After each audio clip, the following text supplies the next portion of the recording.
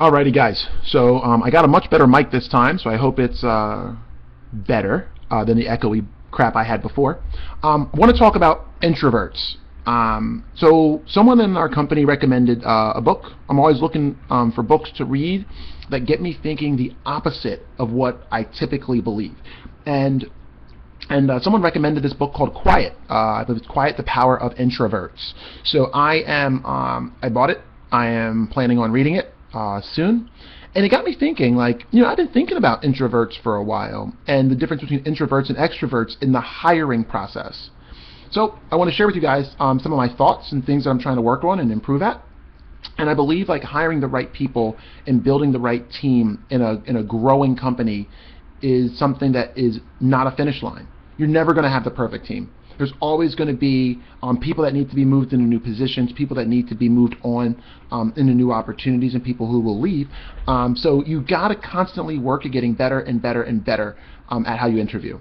So with that said, I want to talk about why we fall in love with extroverts and why they're not necessarily great for your business. Extroverts, like me, for the most part, you'd be amazed at how sometimes I like to just sit in my basement on the weekends and do nothing. And not talk to anyone. But extroverts like me, we have social proof. So it means they're like snake charmers.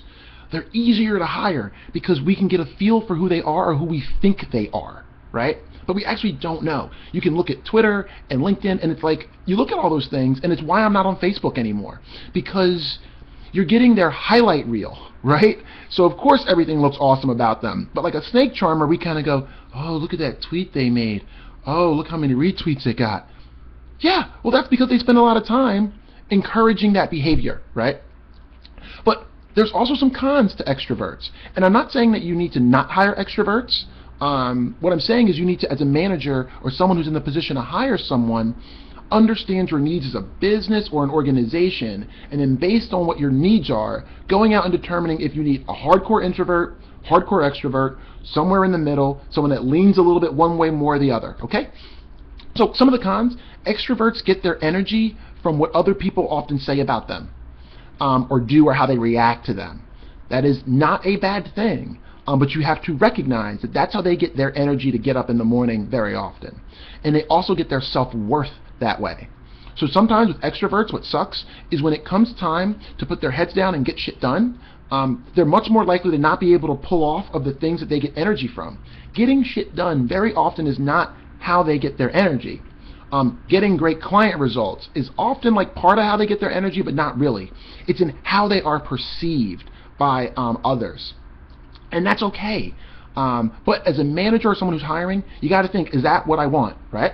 And there are times where that makes complete sense.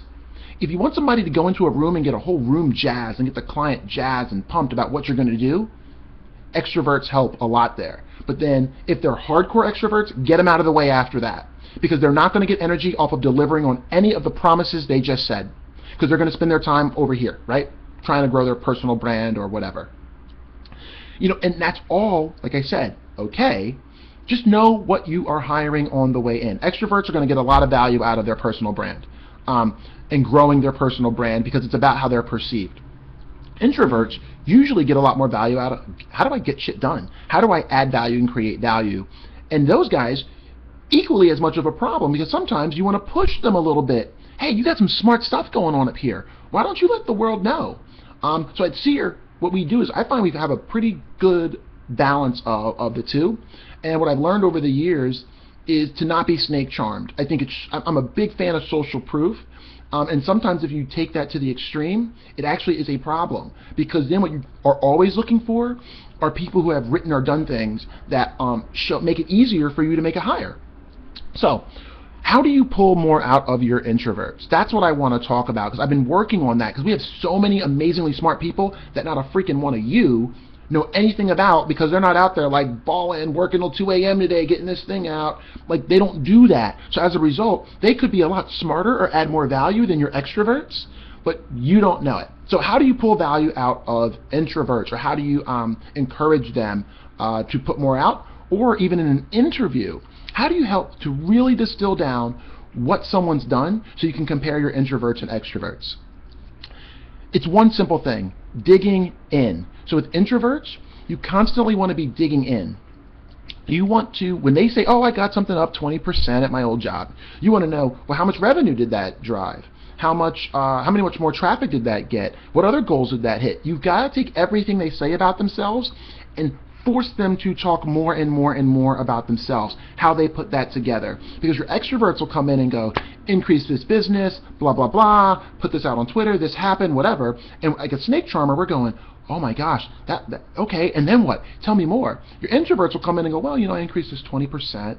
And then if you just skip over that bullet point without digging in, you will oftentimes miss out on amazingly smart and great people. I think one of the best things you can do with introverts after you hire them is then those are the folks you have to encourage a little bit to build their personal brand. And I'm not a big fan of that word at all. I think it's fucking stupid. Because like our parents didn't worry about their personal brand. Like they just went to work and did great work, came home and provided for their families. They didn't go around thinking like, oh, I wonder what the people on Twitter are saying about me. So like I'm not saying that like I want to promote people's personal brands, but what I am saying is I want my amazingly smart introverts to be put on the same stages, and not public stages, but I mean be held in the same regard as my extroverts. So as a manager, sit with your introverts, dig in deep once you've hired them, find out the amazing things they're doing, create deadlines for them to share that with the world. And guess what?